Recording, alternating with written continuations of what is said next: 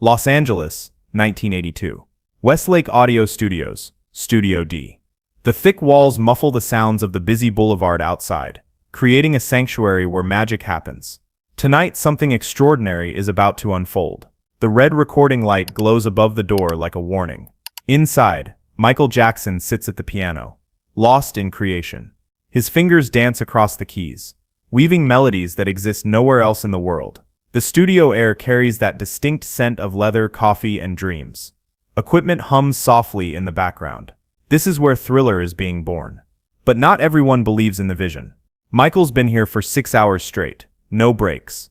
No complaints. Just pure artistic focus.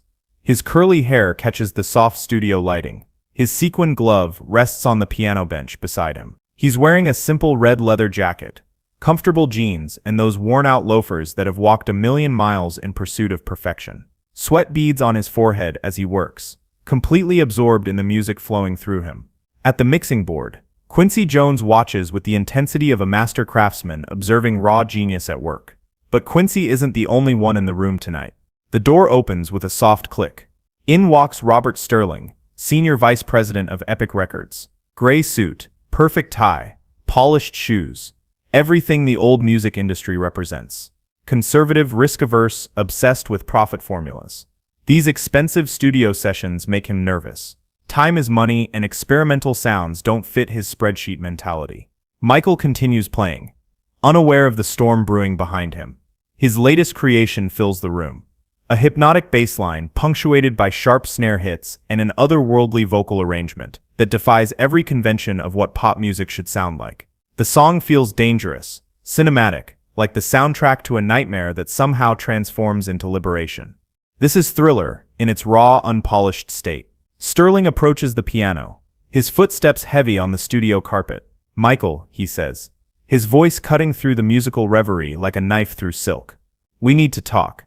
Michael's hands slow, then stop. The silence that follows feels pregnant with possibility and tension. He turns on the piano bench, his dark eyes meeting Sterling's cold gray ones. There's no hostility in Michael's expression, just curiosity tinged with the slight annoyance of an artist interrupted mid-creation. "What's on your mind, Robert?" Michael's voice is soft, almost whisper quiet, but it carries the weight of someone who has already conquered the world and isn't easily intimidated. Sterling pulls out a chair, sits down uninvited, and spreads several manila folders across the nearest table. Market research, sales projections, demographic analyses, the kind of data that treats music like a commodity rather than art. "I've been listening to the rough cuts from your sessions." Sterling begins, his tone carrying the condescending patience of someone explaining simple concepts to a child. "And frankly, Michael, I'm concerned." Michael tilts his head slightly, that characteristic gesture that those who know him recognize as his signal to proceed carefully. "Concerned about what?" "This direction you're taking. This experimental approach. It's not commercial, Michael. Rock and roll mixed with funk, with horror movie sounds, spoken word breaks. Vincent Price doing voiceovers?" Sterling shuffles through his papers, pulling out charts and graphs like weapons. "Our research shows that your core demographic wants dance music. Upbeat, familiar. Safe." The word hangs in the air like smoke. "Safe?" Michael glances at Quincy, who remains strategically silent. This is Michael's fight to have. Quincy has seen these moments before, when corporate executives try to cage artistic vision inside focus group limitations. "Safe," Michael repeats, tasting the word like it's something bitter. "You think my music should be safe?" "I think your music should sell," Sterling responds. His confidence growing, he leans back in his chair, the picture of corporate authority. "Look at these numbers, Michael. Don't stop till you get enough. Sold because it was danceable, accessible. Rock with you worked because radio stations understood what it was. But this," he gestures dismissively toward the piano, toward the recording equipment, toward everything Michael has been pouring his soul into. "This song will flop." The words echo in the studio like a gunshot. 4 simple words that carry the weight of an entire industry's limitation. "This song will flop."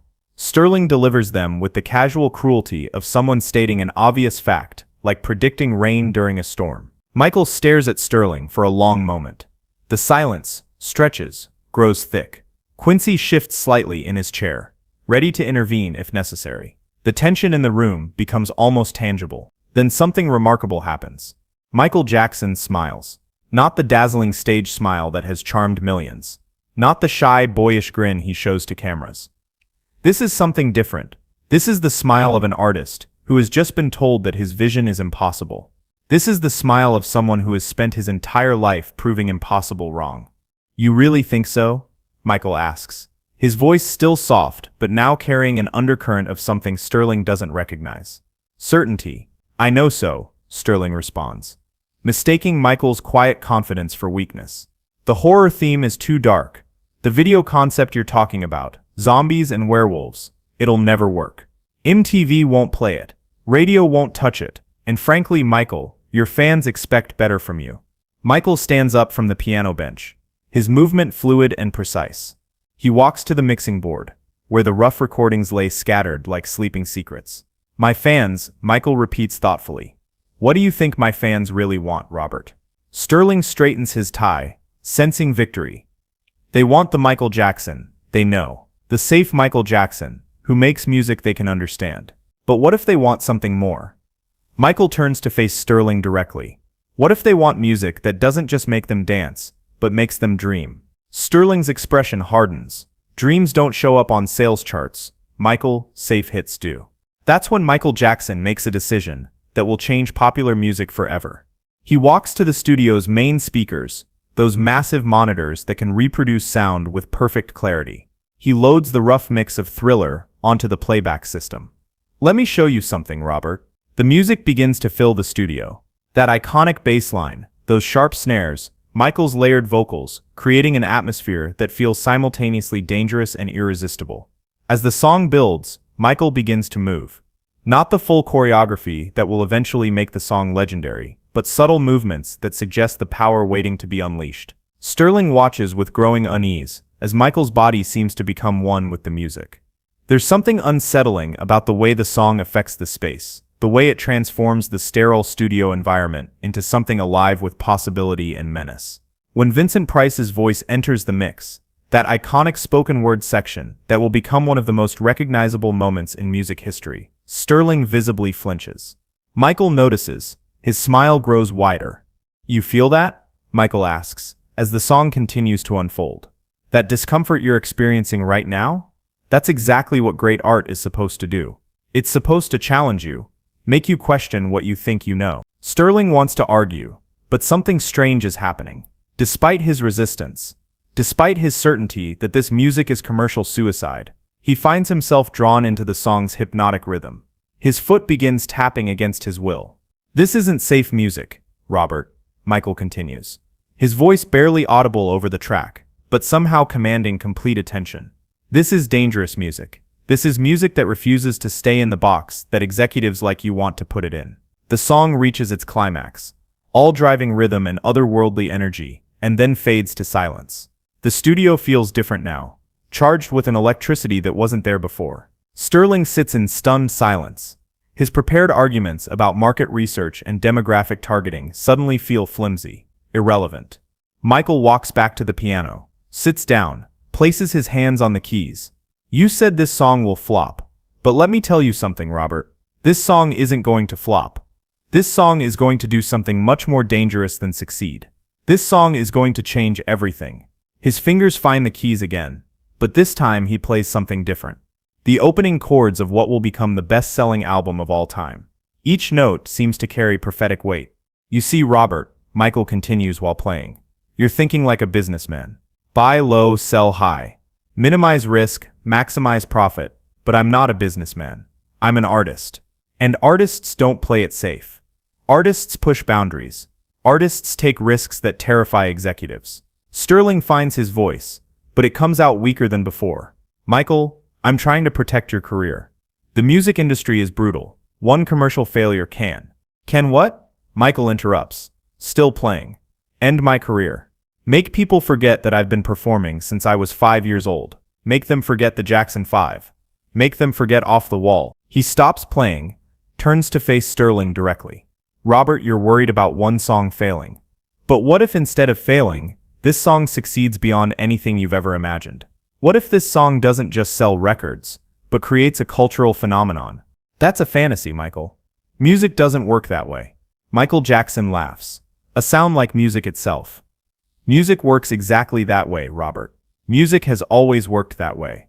Every great song that ever changed the world started with someone like you telling someone like me that it would never work. He stands up again, walks to a wall covered with gold and platinum records. His own achievements stare back at him, a testament to a career already legendary. But Michael isn't looking backward. He's seeing forward, seeing possibilities that Sterling's corporate mind cannot fathom. You know what's going to happen, Robert. This song is going to create the most successful music video ever made. It's going to turn a simple promotional tool into a cinematic experience that people will watch for decades. Children not yet born will learn these dance moves. The video will be shown in film schools. The song will be played at Halloween parties for the next 50 years. Sterling shakes his head. You're dreaming, Michael. Yes. Michael agrees quietly. I am dreaming, but my dreams have a way of becoming reality. 3 minutes have passed since Sterling declared that Thriller would flop. 3 minutes that feel like a lifetime, during which the entire energy of the room has shifted. Michael Jackson hasn't raised his voice, hasn't shown anger, hasn't made threats. Instead, he has done something far more powerful. He has shown Sterling a glimpse of the future. And in that future, Thriller doesn't just succeed.